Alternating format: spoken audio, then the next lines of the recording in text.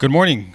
Welcome to the operational briefing for the park incident for the operational period of August 28th through the 29th, 07 to 0700 hours. My name is Gabe Garcia. I'm the plans section chief for the park. I'd like to ask you to please mute your phones, silence your radios, and keep all sidebar conversations down. Up next, we have a special message from our incident commander.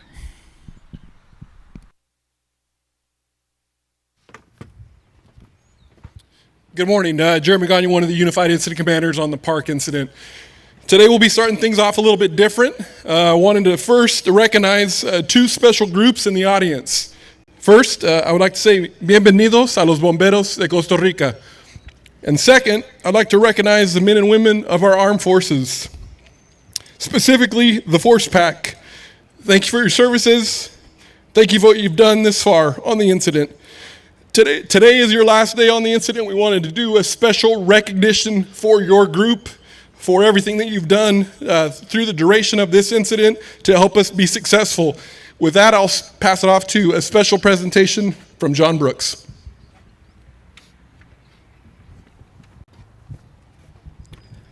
Good morning. Flags represent different things to many people, and each flag carries its own identity. Flags are used to identify and represent different countries, states, organizations, and affiliations. But the one thing they all have in common is the intent to unite.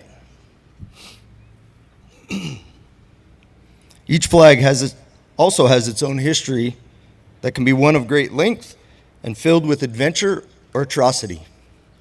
For centuries, flags have been saluted and burned, waved or spit on, carried into battle both at home and abroad, and even used to honor those who have served valiantly or in the unfortunate times when someone has paid the ultimate sacrifice. And in the unfortunate chance where a flag may have fallen, it shall be picked up and returned to its highest status. But no matter the experience at which a flag may see, after the smoke clears or the dust settles, the flag will always emerge. It may be soiled, torn, or even faded, but it will always display its tenacity and perseverance over overcoming adversity by waving in the winds after surviving the fiercest of storms and standing for the reason it was raised: pride, courage, strength, and unity.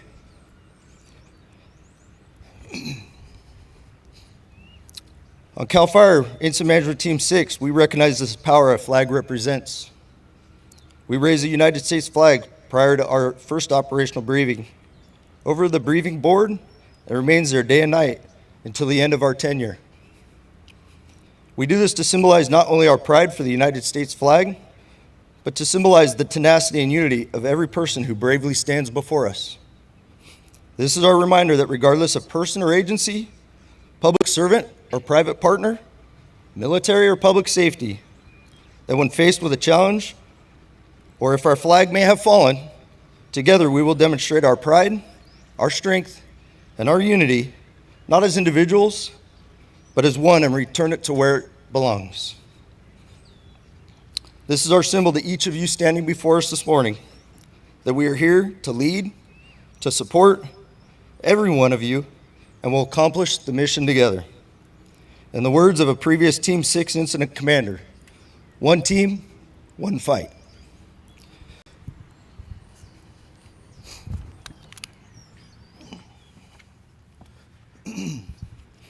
With that, on behalf of the Tehama Glen Unit, CAL FIRE, Incident Management Team 4, NEMO Team, CAL FIRE Incident Management Team 6, and the ICs, it's my honor to present to you the California State flag.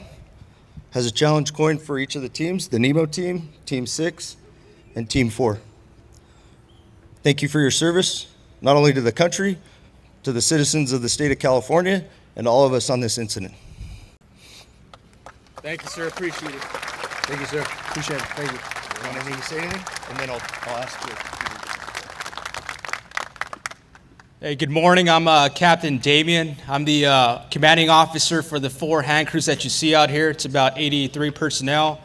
So all I want to say is on behalf of the California Army National Guard, Thank you for having us out here. Thank you, CAL FIRE. Thank you to all the supporting agencies out here. You guys truly made this feel like a secondary home, and I appreciate that. You guys have our gratitude for all of that. Lastly, I just want to give a special thank you to the 3 military liaisons and the 4 hand crew captains for the mentorship and guidance you guys provided throughout the entire activation. So thank you for that.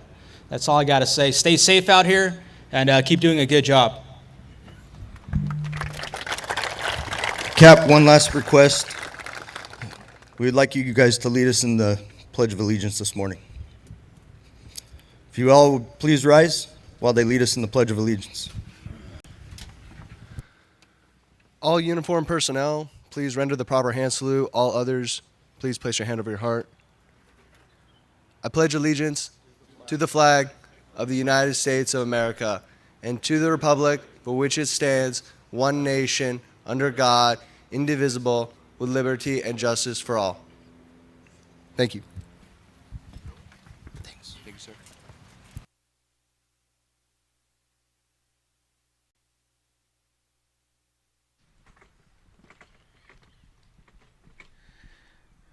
Thank you. Now we'll move on to our incident objectives.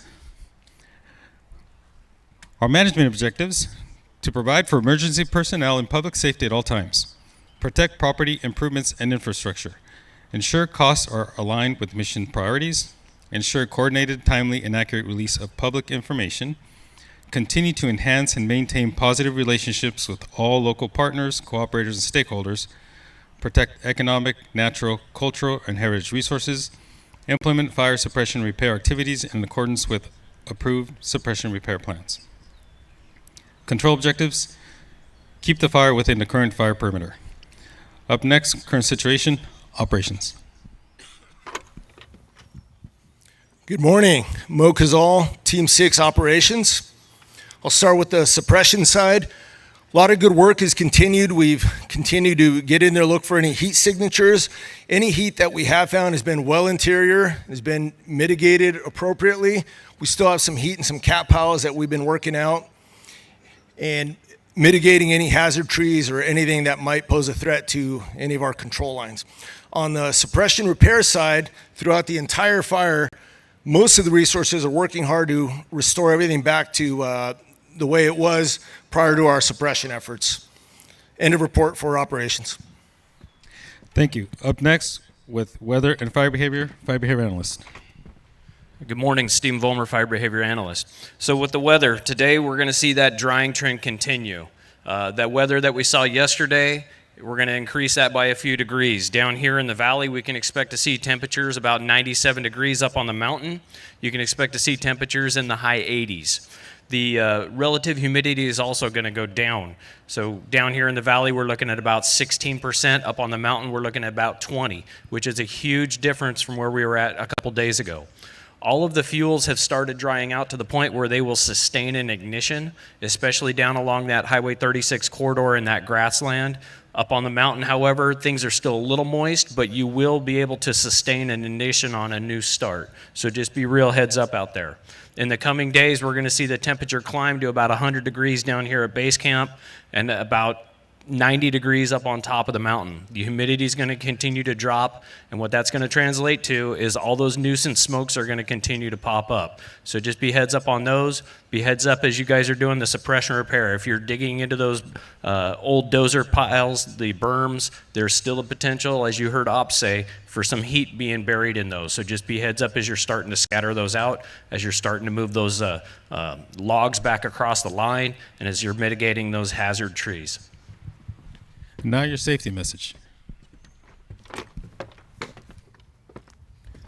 Good morning, Ryan Thomas, Park Incident Safety.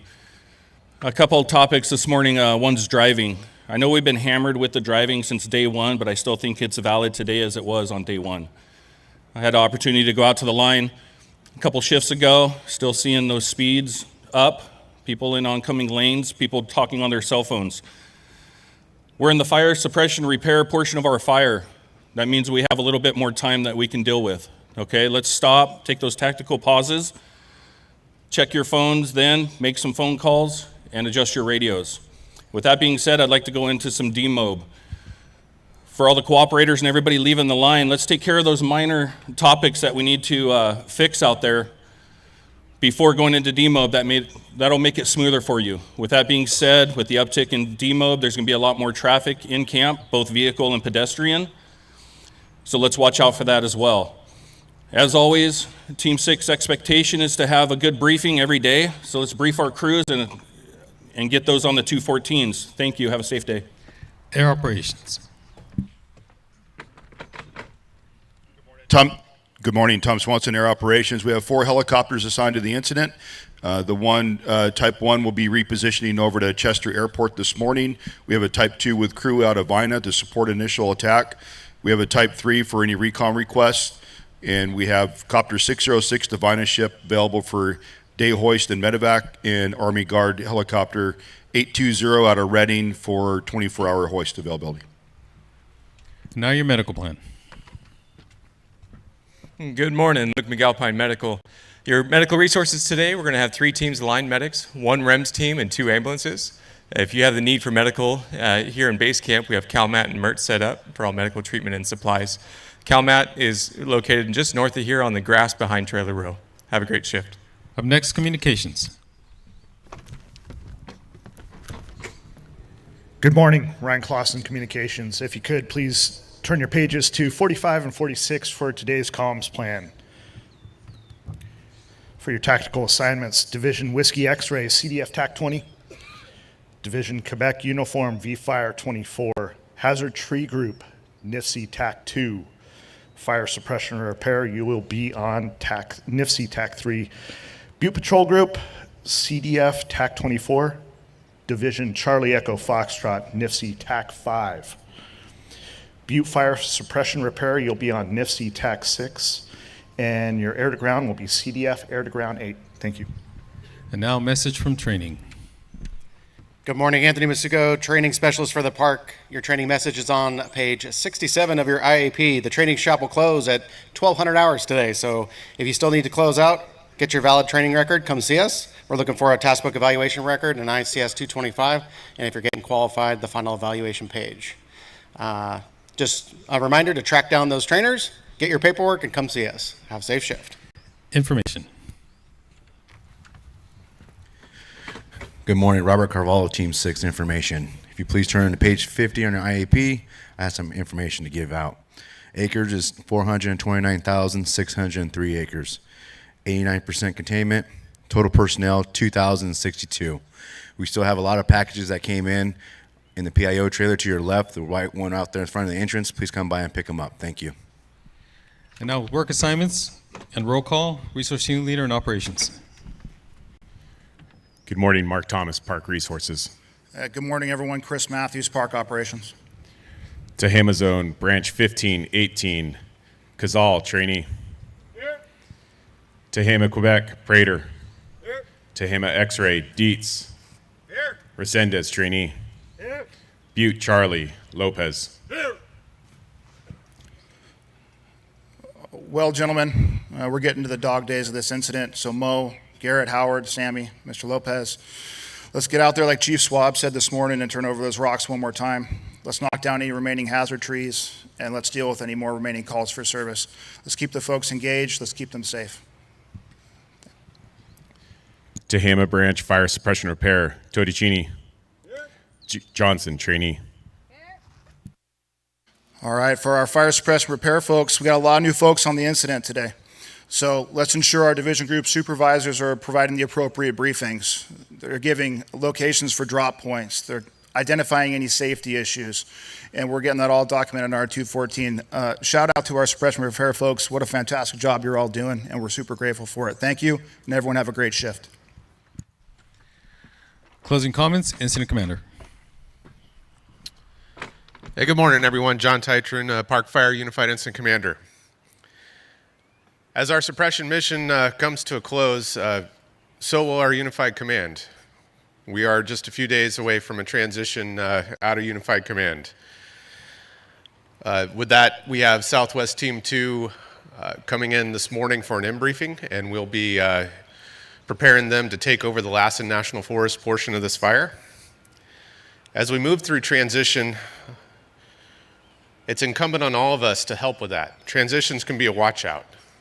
It's important for us to share information, don't make assumptions, and ask questions so we can have a smooth transition. Today will be my last time on the stage, and I personally want to thank Team 6 from myself and from the Lassen National Forest. It's been a good experience being in Unified Command. They're a great team and a great partner. So thank you from myself and the Lassen National Forest. With that, as always, have a safe shift. We'll see you back here tonight. Before you get up, unassigned resources, please report to the unassigned table where the IEPs were. Branch Division Group locations for breakouts are around clearly marked. Next planning meeting 1700, next operational briefing at 0700.